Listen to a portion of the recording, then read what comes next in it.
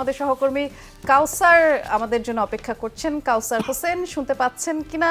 আমরা তো ভোটের মাঠে সার্বিক পরিবেশ সম্পর্কে সারাক্ষণ জানাচ্ছিলামই, একেবারেই যেহেতু শেষ মুহূর্ত, প্রার্থীরা তাদের প্রচারণার ক্ষেত্রে কোনো ধরনের ভিন্নতা এনেছে কিনা, অর্থাৎ এখন মাঠের বাস্তবতা বলে যে শেষ সময়ে তারা তাদের ভোট আদায় করবার জন্য যত ধরনের প্রতিশ্রুতি আছে দিচ্ছেন, সেক্ষেত্রে স্বতন্ত্র প্রার্থী আছে বরিশালে, সেখানে জামায়াতের প্রার্থী আছে, বিএনপির প্রার্থী আছে, যদিও বিএনপি নেতাকর্মীরা মনে করে বরিশাল হচ্ছে বিএনপির ঘাঁটি। সেক্ষেত্রে প্রচারণায় তারা কোনো ধরনের ভিন্নতা এনেছে কিনা, শেষ মুহূর্তের প্রচারণা কেমন দেখছেন জানাবেন কাউসার।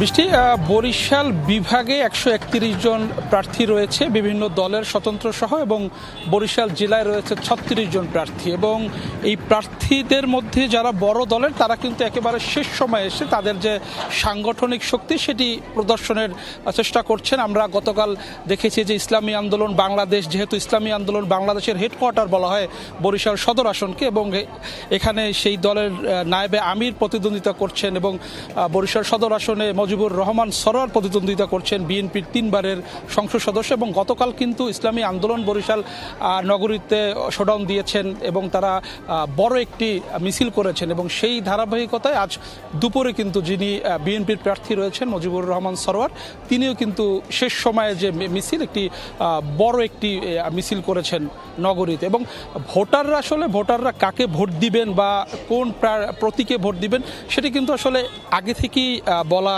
মুশকিল। তবে ভোটারদের মধ্যে যেটি আমরা জানতে পেরেছি, বা এই কয়েকদিনে যে ভোটাররা যেটা বলেছেন, যে এই অঞ্চলে আসলে মানুষের আর্থসামাজিক উন্নয়ন, বা যেহেতু বরিশাল জেলা পুরোটাই নদীবেষ্টিত উপকূল অঞ্চল রয়েছে, বা দুর্গম এলাকার তেমন কোনো উন্নয়নই হয়নি, বিশেষ করে রাস্তাঘাটের নদী ভাঙন রয়েছে। এই নদী ভাঙন এবং রাস্তাঘাট, বিশেষ করে এই রাস্তাঘাটের যারা উন্নয়ন করবে সেই প্রার্থীকে এবার তারা বেছে নিতে চাচ্ছেন। এবং যারা প্রার্থী রয়েছে তারাও কিন্তু সেই একই প্রতিশ্রুতি দিচ্ছেন, বলছেন যদি নির্বাচিত হন সেক্ষেত্রে সবার আগে নদী কবলিত যে এলাকাগুলো রয়েছে সেই নদী ভাঙন রোধ করবেন, নদী শাসনে বা নদী সংস্কারে সবার আগে উদ্যোগ নেবেন, সড়ক ব্যবস্থার উন্নয়ন করবেন, এবং বিশেষ করে যেসব জায়গায় স্বাস্থ্য কমপ্লেক্স নেই বা দুর্গম এলাকা, যেখান থেকে স্বাস্থ্য সেবা পাওয়ার জন্য যাদের জেলা শহরে আসতে হয় বা উপজেলা স্বাস্থ্য কমপ্লেক্সে আসতে হয়, সেই দুর্গম এলাকায় স্বাস্থ্যসেবা পৌঁছে দেওয়ারও কিন্তু নানা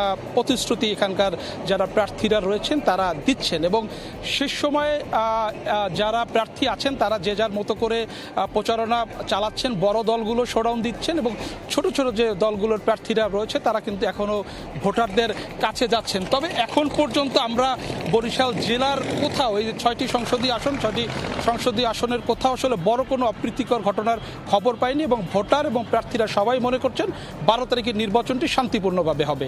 বৃষ্টি, ধন্যবাদ। আপনি ডিটারজেন্ট বাদ দিন, ফ্লোর মুছতে লাইজল নিন।